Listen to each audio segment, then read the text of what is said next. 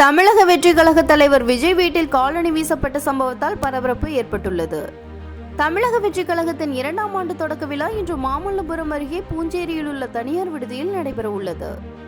இதனையொட்டி நேற்று அரசியல் வியூக வகுப்பாளரும் ஜன்சுராஜ் கட்சியின் தலைவருமான பிரசாந்த் கிஷோருடன் விஜய் சந்தித்து பேசினார். இந்த நிலையில் சென்னை பனையூரில் உள்ள தமிழக வெற்றி கழக தலைவர் விஜய் வீட்டிற்குள் செருப்பு வீசிய நபரால் பரபரப்பு ஏற்பட்டது.